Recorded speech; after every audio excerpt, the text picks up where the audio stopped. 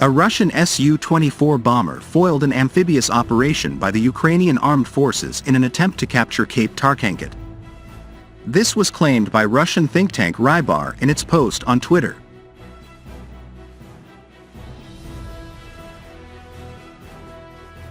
At least 6 Ukrainian boats wanted to land on Cape Tarkhanket. As a result of the Su-24M bomber's actions, 3 of the enemy's boats went down. The rest retreated in the direction of Vilkova. Also, the AFU attempted to hit military facilities on Tarkhanket with attack drones, but the attack was repulsed, Rybar said.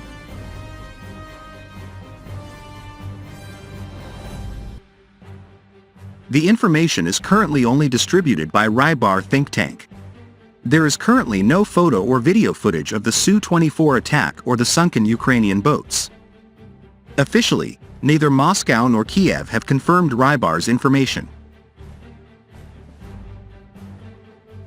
On the evening of September 9th, precisely around 9 p.m., an operation involving a minimum of 6 vessels was launched.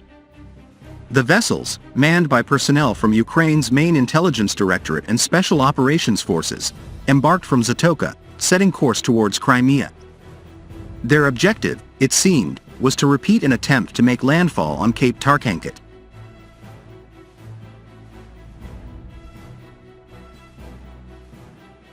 However, the course of events took an unexpected turn. An Su-24M bomber was promptly dispatched towards their location. This aircraft released a quartet of RBK-500 PTAB cluster bombs, laden with anti-tank cumulative elements, onto a congregation of vessels located to the southeast of Zatoka 1M.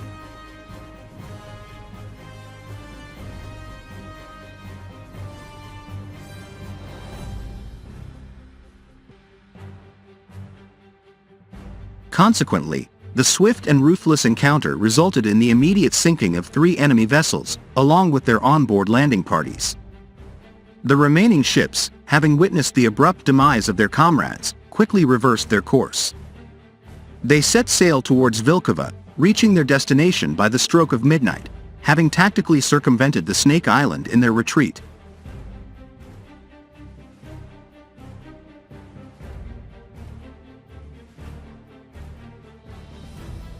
On the concluding day of August, specifically the 30th, an occurrence of considerable consequence was reported.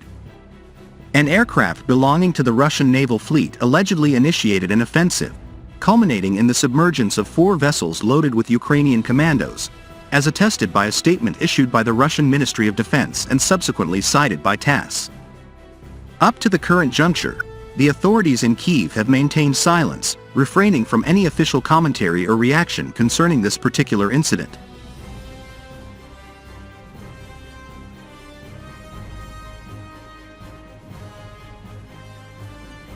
In the pre-dawn hours of August 30th, a formal communiqué was disseminated by the Russian Defense Ministry, revealing the execution of a major military operation by the Black Sea Fleet.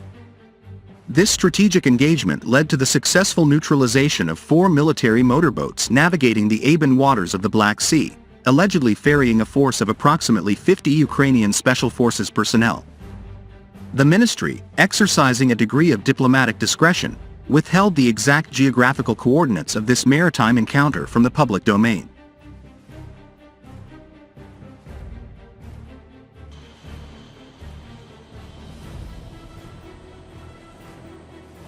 Just last week, a proclamation emerged from the depths of Ukrainian military intelligence, asserting that they had tactically positioned a cadre of commandos along the jagged edges of the Crimean shoreline. The task at hand was symbolic, yet carried a substantial degree of significance: to raise the Ukrainian flag high in the sky, marking the celebration of the nation's Day of Independence. Despite the audacious declaration, the Russian Ministry of Defense chose to remain conspicuously silent, abstaining from any form of comment or reaction to the announcement made by their Ukrainian counterparts in the field of military intelligence.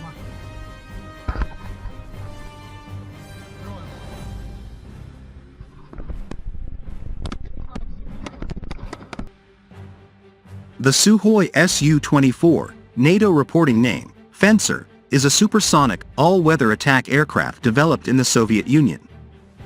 The aircraft has a variable sweep wing, twin engines and a side-by-side seating arrangement for its crew of 2. It was the first of the USSR's aircraft to carry an integrated digital navigation attack system. Sukhoi Su-24M, NATO reporting name, Fencer D, can be identified by the single nose probe in place of the 3-part probe of earlier aircraft. Su-24M was manufactured in 1981 to 1993. The original Su-24 underwent slight changes in configuration during production, and this led NATO's ASCC to assign 3 reporting names, Fencer A through to C. The aircraft was fast and stable at low level, and could carry an impressive warload, though only at the expense of range. At least 670 Su-24s have definitely been built. The overall total is probably between 900–200. Fencer Bs, Cs, Ds and S remain in widespread frontline use in Russia and various former Soviet states. Downgraded, non-nuclear capable export Su-24MK have been delivered to Algeria, Iran, Iraq, Libya and Syria.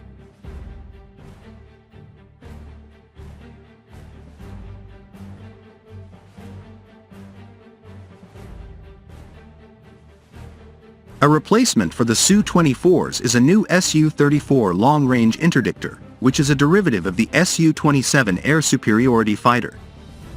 It has been adopted by the Russian Air Force. Upgrade programs continue for surviving Russian Su-24s to extend their service lives.